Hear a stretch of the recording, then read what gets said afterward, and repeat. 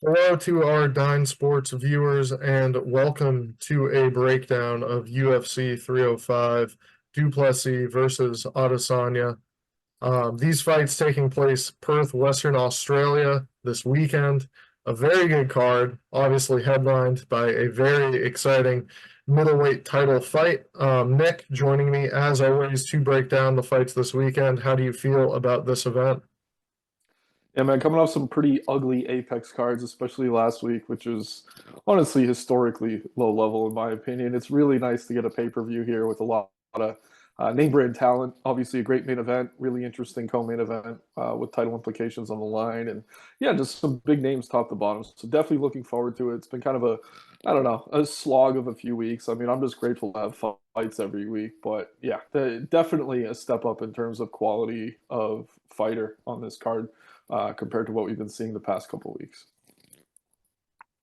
Absolutely. Yeah, I'm really looking forward to this. Obviously, all roads leading to the main event, the middleweight title fight. This is the 12th straight title fight appearance for Israel Adesanya, who looks to get his belt back, facing Dricus du Plessis. It's a really interesting matchup. Obviously, the last time we saw Adesanya fight was 11 months ago. This is actually the longest time he's had off between fights in the UFC. Crazy, only 11 months, but a significant layoff for him. That fight against Sean Strickland wasn't his best performance. Obviously, unable to just sit back and counter like he likes to do. Strickland too good defensively, just not allowing him to land any significant strikes to the head as that fight played out. Obviously, fell victim to the knockdown in round one. Played a big factor in that fight. But unless Duplessis is able to find some sort of knockdown here early against Adesanya, I really find him having a lot of trouble in this particular matchup. Um, Adesanya with his size, with his feints, with his ability to fight at range, something that we see Duplessis oftentimes struggle with. He's really not winning convincingly a lot of the minutes in his fights. He just finds a way to win. I really liked him a lot as he came into the UFC. It's kind of cool, honestly, seeing him win the belt. But obviously, as a huge Izzy fan, I'm hoping for him to get his title back here. I think he presents way too many weapons for somebody we all view as a sloppy striker in Duplessis. Adesanya is going to be able to match the excellent leg kicks of Duplessis, landing better kicks, better checks throughout the fight, and obviously putting together his combinations off of those. He's looking big, strong coming into this matchup. Obviously, I like him here at near even money. I think he's a good play. Duplessis utilizes wrestling to beat Sean Strickland, and I mean, it's going to be a factor in this fight. He needs to grapple in order to stand any chance in this matchup against Adesanya. I think it's going to be tough for him to secure a lot of those, takedowns he was able to fall into, just because when it comes to closing the distance against someone as technically sound as Adesanya, I expect to see Duplessis kind of picked apart. So I'm picking Adesanya here. Obviously, it's a scary opponent, somebody who's super durable and, has proven his worth here at the top of the middleweight division. But I think Adesanya is going to prove too much for Duplessis on the feet and able to get his belt back. If not by finish, more than likely going to be a decision win. Yeah, man, I'm actually with you on this one. I do think Adesanya's the side. It seems like he's a slight favorite right now. The market kind of agreeing. But yeah, you know me. I mean, I like Duplessis, but I've always thought he's been overrated. But like you said, he just finds ways to win. A lot of people coming into this fight want to kind of compare the matchup with Strickland. Strickland obviously did a great job, like you said, defensively, but also kind of marching Izzy down, landing in close. I think people kind of aren't really seeing the difference between Strickland and Duplessis, though. I mean, Duplessis throws a lot of looping shots, a lot of power, a lot of big kicks. Strickland almost never throws kicks, really just works behind that jab. And yeah, well, obviously not as powerful as Duplessis, but it's a completely different style. So while there is kind of a blueprint, like most success against Izzy has come backing him down. We've seen it in a few of the Pereira matchups. When Rob has won any rounds from Izzy, it's when he's able to move forward. That's what you're going to have to expect Duplessis to do here. But I do think Izzy's going to be able to catch him on counters more often than not. I actually like a Duplessis' style closer to a Costa than I do with Strickland. Obviously, he's been better, much higher fight IQ, more well-rounded as far as fighting goes, and definitely takes the game more seriously than Costa does. But I don't think you can really just look at that Strickland performance and say that's what Duplessis is going to do here. That's really just not his game. He absorbs nearly 5 significant strikes per minute. So yeah, I just don't think that's the path. I will say this: I think if Duplessis were to get it done, and again, I'm on the Izzy side. I think he's value on the money line. I think it comes with the grappling. I mean, he averages 3 takedowns per 15 minutes. This is a 25-minute fight. If he's scoring 4 or 5 takedowns, he could steal rounds here, similar to what he did against Strickland. I thought Strickland won that fight because Duplessis wasn't really doing much with the control when he was securing takedowns. But yeah, it's tough to know on a given night how judges are going to see that. And I would be kind of surprised if Duplessis doesn't have some success in the grappling. I don't think it's going to be enough to win necessarily, but I do think it's enough to probably keep the fight close. I just think this is a very different stylistic matchup than what Adesanya was seeing with Strickland. I did want to bring this up too. I mean, coming off the Strickland fight, Izzy just kind of seemed over it.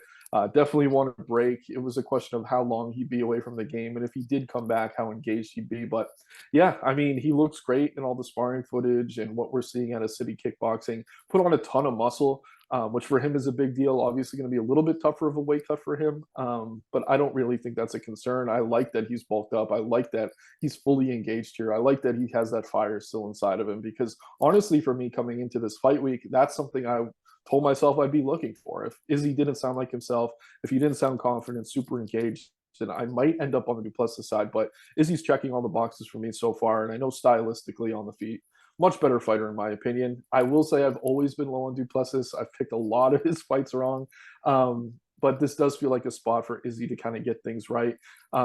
Dana did say Strickland probably gets the winner here. If Duplessis wins, it's going to be in Africa. I don't know what that means. If Izzy wins, where they're going to have that fight, I'm guessing maybe MSG in December or something like that. But either way, going to be on Adesanya. Not the most confident pick, just because I do think Duplessis will have some success with the grappling. As the fight wears on, it's interesting. I actually kind of rate Duplessis, other than the Whitaker fight, is kind of a slow starter. I mean, Till, Brunson, and Strickland had a lot of success against him early. It's going to be important for Izzy to come out firing here, and I think he will because of the Strickland fight. The reason he struggled was because he had a really flat first round and just really could never get going after that. So just enough boxes for me to go with Izzy here, and should be a fun one though. Definitely a competitive matchup on paper. Yeah, it really would be awesome. You know, him being the only one at middleweight to earn the title 3 different times, would be awesome to see. I'd be picking Izzy regardless, but honestly, yeah, I feel at this number getting -120, near even money on it. It's recent, like the recent fight against Strickland for both guys. Certainly I think swaying the public to line it a bit closer than I would. Certainly like Adesanya this weekend. Next up, the co-main event at flyweight, a matchup between Steve Erceg and Kai Kara France. Erceg the -170 favorite in the spot against Kai Kara France, who could be had at +145. We should be in for a very fun scrap here. Both men are coming off of main event bookings, and you know neither have any problem setting a high pace. I think in a 3-round fight, these two are going to get after it right away. Oftentimes, we see these two engaging on the feet. Erceg with his boxing, Kai Kara France, an excellent kickboxer. Probably not going to see very much grappling as this fight plays out. I think Kai was undervalued a bit early in the week, but as these odds have now closed, it certainly becomes a tougher fight for me to handicap. I'm still leaning the way of Kai Kara France.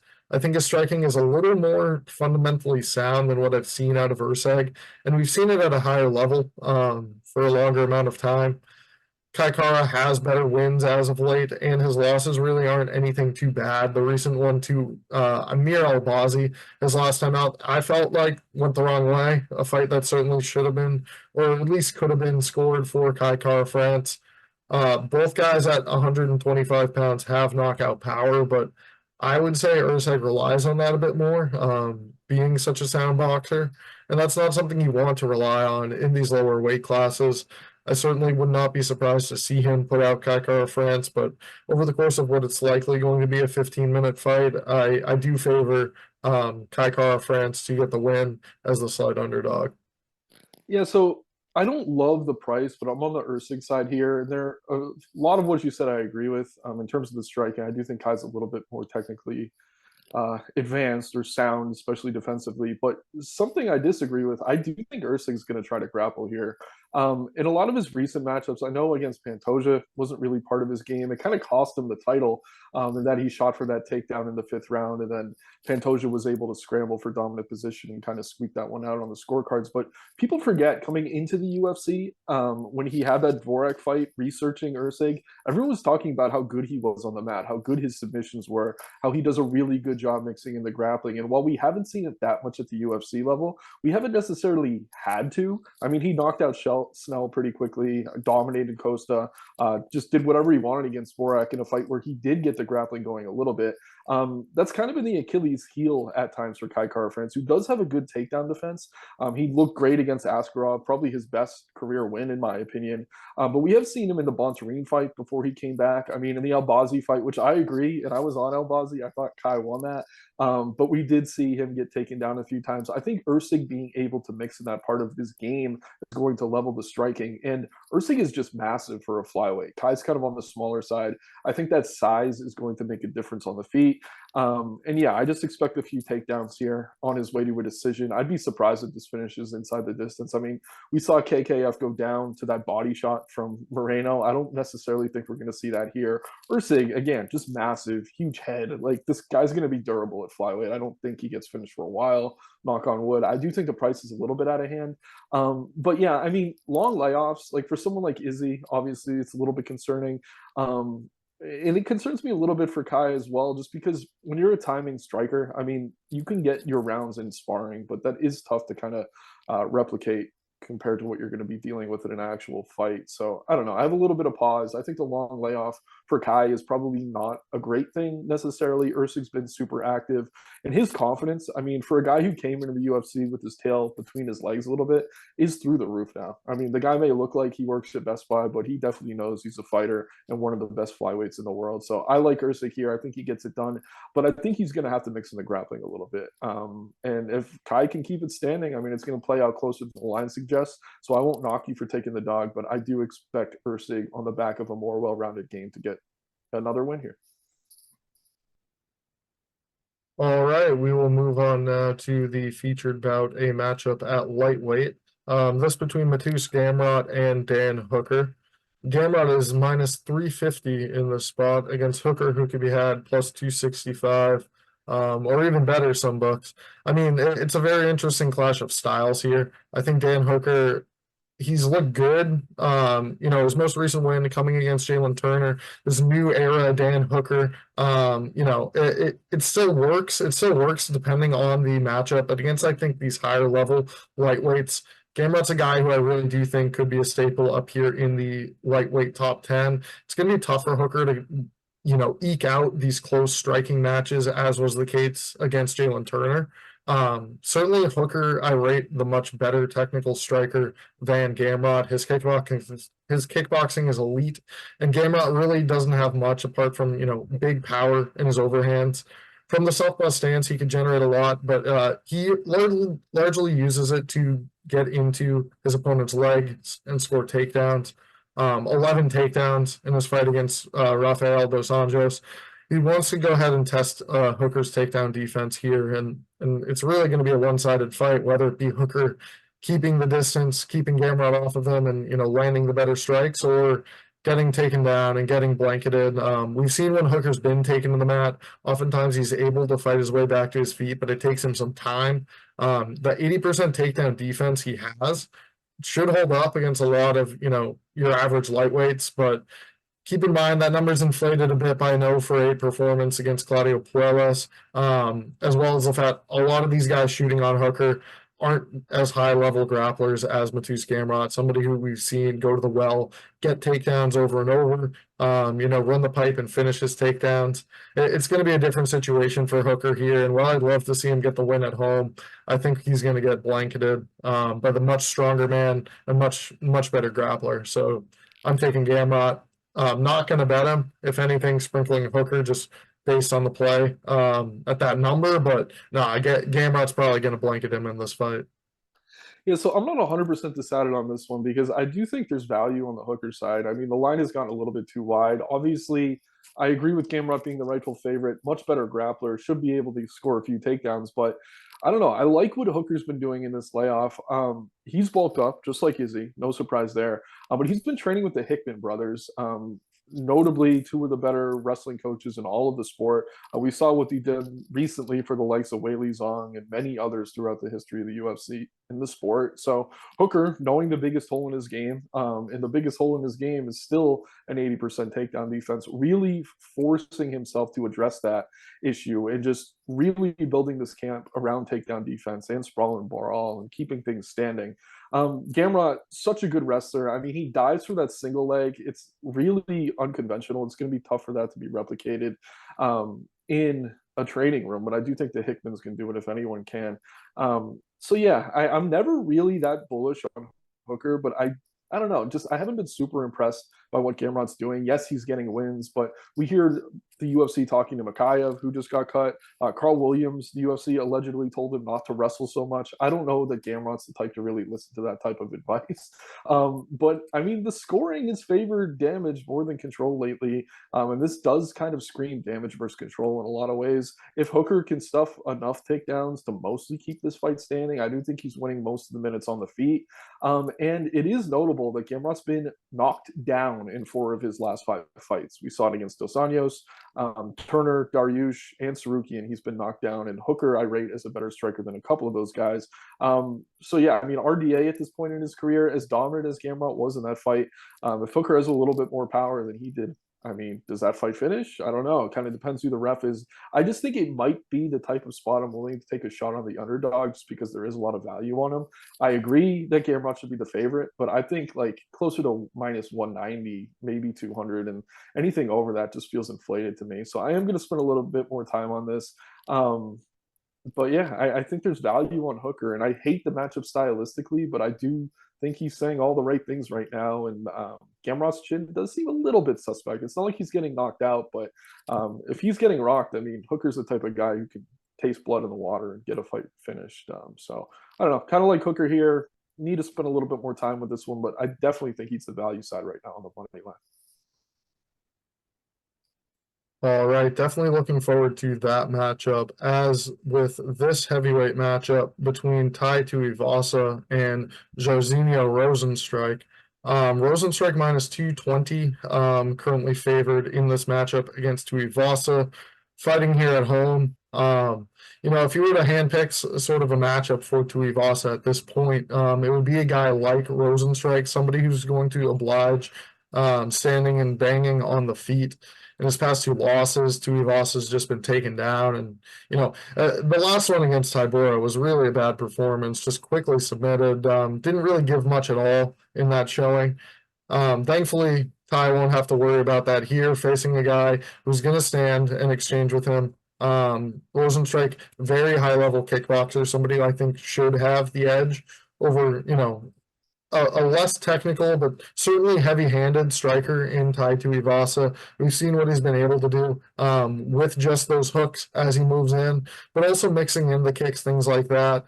When it comes to the early going in this fight, Tuivasa is going to be extremely dangerous, but I really think the longer it plays out, we should see it sway into Rozenstruik's favor. He's able to use his longer range weapons better than Tai, and we've also seen Tai sort of fade off as he takes more strikes to the legs and to the body as his fights tend to wear on. So if he's unable to get that early knockout, it's certainly going to be more of a Rozenstruik style of fight. We've seen him go to decision more, even 5-round decisions, since joining the UFC. So I certainly think he is the rightful favorite in this spot. Just Tai Tuivasa at home, back against the wall, needing a win. It's been several losses in a row for Tuivasa. Certainly tempted to back him as the underdog here.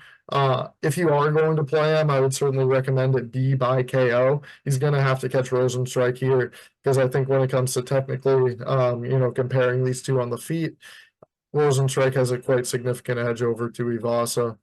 I'm going to end up taking him this weekend as much as I would like to bet on Tuivasa as the underdog at home. Yeah, I mean, I really don't have much to add to what you're saying. Tuivasa in front of his home crowd here, coming off 4 straight losses, obviously back against the wall. Super important fight for him. Rozenstruik coming off that Kazeev win where he's kind of dominated early, but just leaned on that cardio to take over late. We saw that with Rozenstruik even early in his UFC career, where he knocked out Overeem in the 5th round after kind of getting dominated for 4 rounds. So I certainly give him the cardio advantage here. Durability is interesting. I mean, we've seen both these guys go down. But I'm with you, man. It's tough to go with Ty just knowing that Rozenstruik's just such a better defensive striker. I think if Ty can kind of bait him into a firefight, whether it be in the center of the octagon or up against the fence, then he could possibly pull off the upset. But if Rozenstruik fights smart, stays at range, mixes in the kicks, throws a lot of leg kicks, and works behind the jab, I do think he's just the better technical striker. That should be enough for him to get it done here. It is heavyweights. They are strikers. It's a volatile matchup. Just knowing that there's probably some value on Ty as the underdog, especially in front of the home crowd. But I'm with you. I just think you kind of have to side with the technical ability of Rozenstruik here. All right, moving on now, we'll look at this matchup at welterweight to open the main card, a fight between Li Jingliang and Carlos Prates. Prates minus 400 right now against Li Jingliang. Somebody who we've seen, kind of a staple here at welterweight, just not able to get it done against these upper echelon opponents that he has been matched up with. Um, you know, he does well when it comes to striking, moving forward, oftentimes aggressively pursuing his opponents.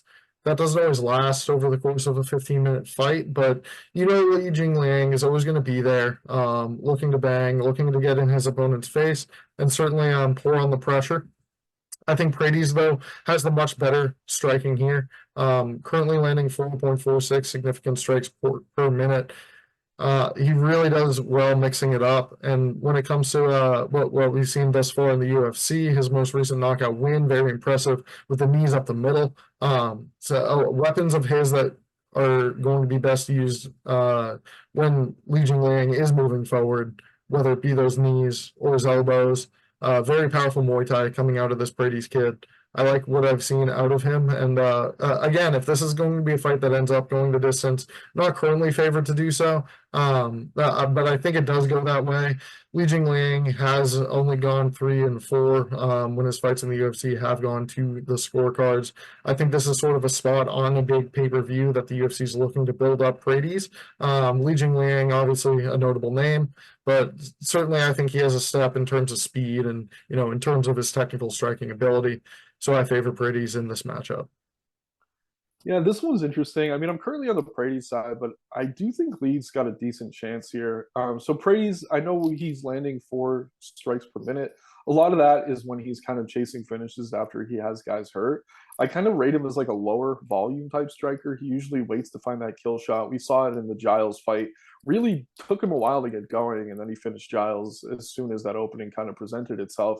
Interestingly, in this matchup, Lee is super durable. I mean, he's never been KO'd professionally. Only absorbs 3.8 significant strikes per minute compared to the 5+ from Prates. But yeah, the one thing that's kind of keeping me off him as an underdog is that he's coming off a spinal injury, which is never a good sign.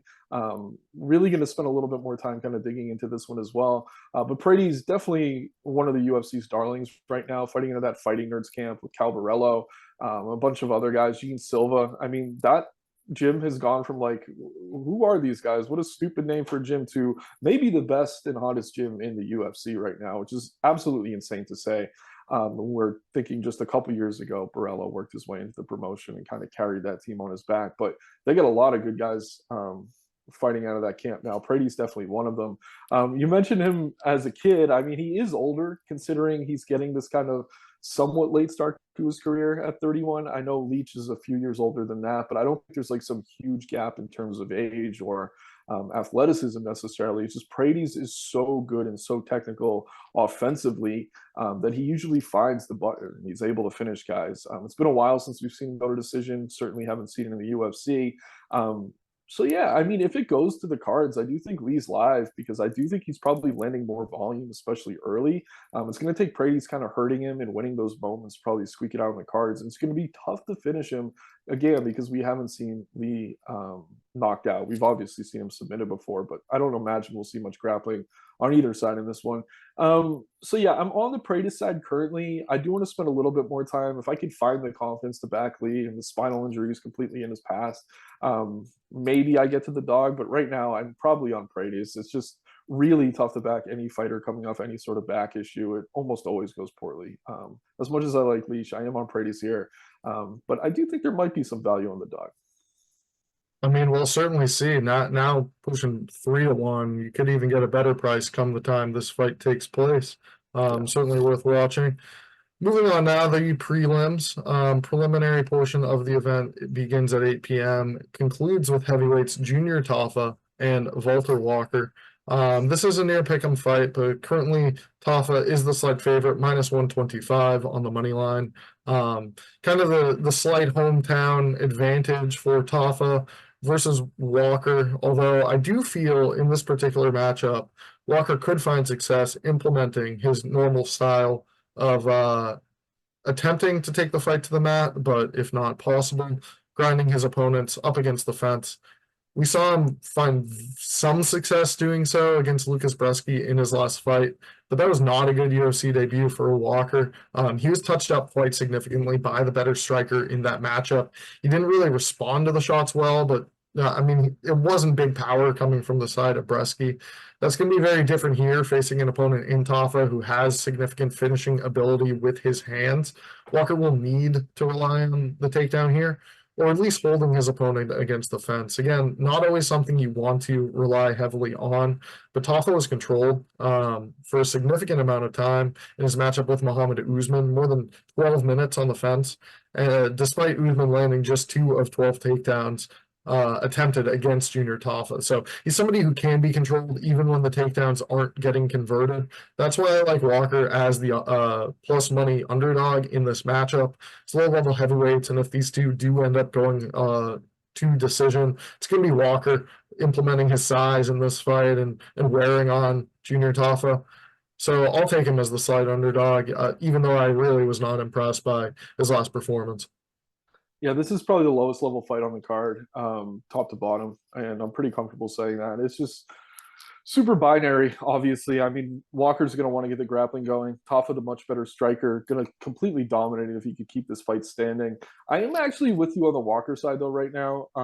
It is a reluctant backing of the underdog here, but he looks really good coming into this fight. Against Bresky, just really out of shape, did not look good, weighing all of 265, really no definition to his body at all. But it seems like he really hated how he felt in that fight. He looked good early and then started to fade. I think he's terrified of that happening again. Almost seeing some abs on the guy now, kind of in good shape. I'm going to be interested to see what he weighs in. But Tafa, obviously a big dude, usually weighs in around 240. So I don't know. If he's in the 250 range and looking healthy, I think Walker is the value side here, but he's going to have to get the grappling going. Terrible striking. And even for a heavyweight, this guy cannot strike at all. Bresky, I rate very low. Honestly, the UFC heavyweight division in general is just not great or where it needs to be right now. But yeah, these guys are just kind of a microcosm of that. If Tafa can keep it standing, he's going to find the KO. I'm not confident that he'll be able to, though. I think Walker probably gets the wrestling going, but you're probably better off just not putting money on either of these two fighters, considering how many good fights we have on this card and how low level these two are. So not super excited for this one, but definitely when I'll have an eye on the weigh-in. If Walker's looking good, I'll probably take a stab on him as the underdog. All right, next up, we will dissect a fight at featherweight between Josh Culibao and Ricardo Ramos. Culibao now minus 150, the favorite against Ricardo Ramos. That line was higher, so money has come in closing these odds now. And, I find it a bit warranted. It's certainly a close fight. And whenever one of these two is walking to the octagon, you never feel very confident if you are backing them. Kind of known for volatile performances. Culibao, not really, was I the most impressed by his latest showing. He's landing more frequent and precise strikes with his hands than a guy like Ramos is. But when it comes to Culibao's entirety, boxing compared to Ramos's, kickboxing, knees, elbows, the variety of weapons that he has, it's certainly going to be tough for him to keep the judge's eye, I would say. Culibao is going to need to get his hands going early, landing complex, prolonged combinations against Ramos, putting his strikes together. It's going to take a lot more than just a few pitter-patter shots here and there to get through Ramos, who's going to be landing the better kicks and elbows early. When it comes to grappling as well, Ramos was submitted in the first round of both of his previous fights. You'd think him to have the grappling edge over a guy like Culibao, and he could look to take this fight to the mat, but I certainly think that is something that could be exposed, as Ramos has in his previous 2 fights now been stopped in that manner. I think Culibao, over slightly favored in this fight. It's a tough one for me. I still need to do a bit more digging on this one, but Culibao for me is going to be the pick at the current time. Love to hear your thoughts. Yeah, I mean, if Culibao didn't have such a terrible performance against Danny Silva last time out, I think he's like minus 200 plus here. I think he's the more well-rounded fighter. I mean, we talk about Ramos's jiu-jitsu all the time, but it just seems like he sticks his neck into chokes. Against Melsik Bogdasarian, I think that was one of Kulibao's better performances, obviously. Kind of getting picked apart early in that fight, but did a great job of just taking his back when the opportunity kind of presented itself, just kind of showed a really high fight IQ. Going the distance with Leroy Murphy in a fight where he was kind of picked apart, but he had his moments. I mean, he hung in there well. I mean, both of these guys have struggled recently, but I think there's more to like from Culibao, and I really don't like much from either. I do think I'll find myself siding with him as the favorite here. It's just Ramos. I mean, we talk about when he's at his best, but it's been years and years since we've seen him at his best. I mean, I don't know. And Jourdain, the loss isn't aging well. Arosa, I mean, the win over Algio is not aging well now. I mean, honestly, that loss against Murphy for Culibao, obviously Murphy kind of dominated, but I don't know. That showing to me is a better showing than anything we've seen out of Ramos over the past few years. So I don't know. I'll probably spend a little bit more time on this one, but I just really have trouble backing Ramos at all right now. And he struggles to make weight. He always has really rough weight cuts. And Culibao does have the home crowd here. He is an Australian fighter as well, so just another reason to like him. So I'll be on Culibao here. But both these guys coming off back-to-back losses, it's tough to get super invested on either side. Likely to finish inside the distance just because all of Ramos's fights seem to lately. But yeah, Culibao kind of a durable fighter. But yeah, I just think he's more well-rounded. And while both of these guys have looked pretty bad, I think Ramos has looked a little bit worse. All right, we'll move on now to a women's flyweight matchup between Luana Santos and Casey O'Neill. Luana Santos is minus 150, the favorite in this matchup against O'Neill, who could be had plus 125. What are your thoughts on this matchup? Which way are you going? Yeah, this is funny. I mean, a few years ago, I, like many, was pretty high on Casey O'Neill as a prospect. She had that fun fight with Modafferi where she absolutely dominated her, just mangled her face, and then talked a ton of shit on the mic because one of the judges gave it to Modafferi for some reason. But seemed like a fun prospect. She fights out of Extreme Couture, which is obviously a camp I like a lot. But she's been pretty disappointing. I mean, people kind of tout her as a grappler. I mean, she doesn't really have the best technical wrestling ability in looking for takedowns or holding her opponents down. I picked Maya over her as a pretty heavy underdog, was awarded in that spot. And then last time out against Lipsky, I thought she'd get back in the win column. It was just a really, really flat performance. On the other side, we have Luana Santos here, who she was dealing with these health issues back when she fought Juliana Miller and coming into the UFC that kind of made it difficult for her to lose weight. I forget the name of what the disease or condition is, but it just caused her to kind of retain a ton of water, which made it tough for her to make weight, tough for her to stay durable, have good cardio. But since she's corrected that, she's looked really solid. Missed weight against Edgar, that's a signature win. Dominated against Agapova, the more active fighter here. And while I think O'Neill's the better striker on the feet, I don't think she has enough power to keep Santos off of her. I do think O'Neill can wrestle with Santos, but I don't think she can necessarily grapple with her. Santos very timely when it comes to finding submissions. I think she's the more dangerous fighter here, even on the feet. Like, I don't think she's going to land a ton on O'Neill, but I think when she lands, it's going to be bigger than the little jabs we're seeing from Casey, who is kind of small for 125. And as long as Santos has a good weight cut, comes in here looking good, I mean, I think she's probably going to get it done. Has a decent chance to probably find a submission as well. But yeah, I will say I was high on O'Neal at one point, kind of off that train now. Maybe she makes me feel foolish for it, gets back in the win column, but it seems like the UFC is kind of done giving her favors, and now they're trying to get on the Luana Santos train here. And yeah, I like Santos to get it done, but it's definitely a volatile matchup. I mean, we haven't seen O'Neal in so long. Maybe she comes out and looks great. But I think more likely than not, she continues to kind of disappoint, unfortunately. Yeah, it would not surprise me to see O'Neal come out and break this losing streak here, but I do really agree with a lot of what you said. I'm slightly leaning the way of Santos as well. It was just 1 month ago we saw her submitting Maria Agapova in round one. And since joining the UFC, we've really seen her have no issues with the lower level competition. As you mentioned, that impressive win against Stephanie Egger, it really makes me higher on Santos now. And I feel like while she's, obviously the better jiu-jitsu specialist on the mat, O'Neal could win those exchanges down there. She's able to get top control in a lot of the girls we've seen her in the octagon with. It's just Santos poses the bigger finishing threat, something that you highlighted. She's going to land the more powerful shots on the feet compared to what O'Neal does. And certainly when it comes to the submission game, if either of these girls is going to get choked out, I would think it to be O'Neal. We just saw her submitted in her last fight, and Santos obviously posing the bigger threat when fights do hit the mat. I think it does end up there, certainly at some point. But again, those exchanges on the feet, Santos is going to be landing the bigger, more powerful shots. And I agree. I've really liked what I've seen out of her. So I'm with you. Santos minus 150 for me. We'll move on now to a matchup at featherweight, this between Jack Jenkins and Herbert Burns. Jenkins is minus 900, the favorite in this matchup against Herbert Burns. Jenkins was originally booked to face Gavin Tucker here in this matchup, and now he draws into Herbert Burns instead. Somebody I would also categorize like Gavin Tucker, a bit of a grappler. Jenkins a great kickboxer. We saw him, struggle a bit in his last fight when he was grinded up against the cage and, taken down by big Chepe Mariscal, but it was an injury to his shoulder he succumbed to in that fight. And obviously that a bit of a fluke, something that, a fight that was trending towards a decision one way or the other.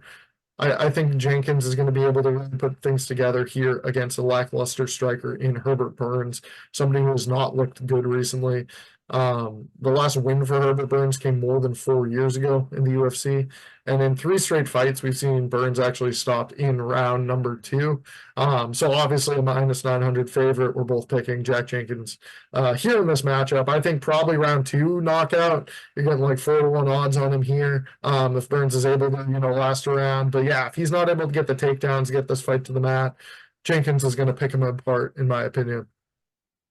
Yeah, so Jenkins is aside here. I do think the line's a little bit ridiculous just because we have seen guys like Don Shainis take Jenkins down. He really doesn't have great takedown defense. Burns' one path is going to be that very quick submission. But the thing with Burns is like if he doesn't find that submission in the first round, he kind of just gives up. I mean, this guy is not like Gilbert. He's not really a fighter. He doesn't have a good chin. He doesn't like to get hit. Pretty good hammer when it comes to the grappling, especially offensively. Terrible nail. Really does not wear damage well. His cardio has been a major issue for him. I have trouble expecting him to really correct that part of his game this late in his career. Kind of surprised he's even getting a fight. But yeah, obviously as a late notice replacement, they want to build up this kid, Jack Jenkins. I haven't been as impressed by Jenkins as maybe the UFC brass wants us to be. But this does feel like a matchup that they're really setting up for him to win. As long as he stays safe in that first round, especially the first half of it, maybe he can't keep it standing, but just take your time, defend the submissions, work your way back to your feet. Even if you have to grind out the first round, Burns really just doesn't tend to do much in the second or third. So I'm with you. I'm probably going to be on Jenkins by round 2 KO. I did just want to bring up Jenkins' best weapon is definitely that leg kick of his. Really powerful leg kick. Burns is going to hate that, but it could possibly present opportunity for Burns to kind of jump on that single leg. So that's just something to keep an eye on. But yeah, it's either Burns super early. You could probably get crazy odds on Burns first round submission. That's his only path, in my opinion. Jenkins should get it done. Really don't like the minus 900, but you could probably take him inside the distance with some confidence. Or parlay Jenkins minus 900 with Tom Nolan. The fight prior, Get Lewis minus lightweight 500. Yeah. Tom Nolan minus 1300 against Alex Reyes here in this matchup. Reyes, this is well, his last appearance was his first since 2017. Came against Charlie Campbell last year and saw him knocked out in round number one. He's 0-2 in the UFC with less than a round of cage time. I think there's a reason no one's picking Alex Reyes in this spot. Nolan, obviously 24 years old, lot we've yet to see out of the kid, but we've seen him quickly finishing guys, able to put it together against lower level opponents. Really should be no different here with the longer weapons. I think he's going to be able to just walk through Alex Reyes here. I mean, what are your thoughts? Yeah, I mean, the one thing with Nolan, I do think he's a little bit chinny, kind of some questions around his durability, but Reyes isn't really the type of fighter to test that chin or give him any sort of issues. Reyes, the younger brother, or the older, I'm not sure. He's related to Dom Reyes. I think he's the older brother. Regardless, it's kind of shocking he's still on the roster. Prior to that last loss to Campbell, he'd been out of action for like 4 or 5 years. Not a guy that seems like he's really invested in mixed martial arts at this point in his career. Still has a contract and still show up and collect 15 grand or whatever it is. So gonna make weight, probably collect that check, get finished in the first round, and then ride off into the sunset. A lot of fights on this card with fighters coming off multiple losses. The Contender Series did just start this week. The UFC is going to be looking to cut a lot of these guys, and I definitely think Alex Reyes kind of falls into that bucket. Again, hey, I don't like to back anyone in the UFC over around minus 1,000. It's just insane. But you could definitely just take him inside the distance. I think he gets it done pretty easily, probably early. Probably first round KO for Nolan here. Again, I don't rate him that highly as a prospect. I know some people do. Just don't like the durability very much. But at the same time, Reyes just isn't that guy. Should walk through him here, in my opinion. Yeah, in round one, you're looking at like minus 150. I think that'd be the way I'm playing Nolan here in this spot. I like it. We'll next look at a matchup at welterweight between Song Kenan and Ricky Glenn. Song Kenan minus 185 in this spot against Glenn. These odds closing slightly here throughout the week. What are your thoughts on this matchup? Yeah, I mean, Kenan kind of disappointing against Jusei last time out. Just Jusei is obviously pretty good, but just never really able to get it going. I think this is a get right spot for him though. Good lengthy striker. And the big reason I just don't like Glenn, other than just his age and that he's getting up there in years, is like his prime came at 145 pounds.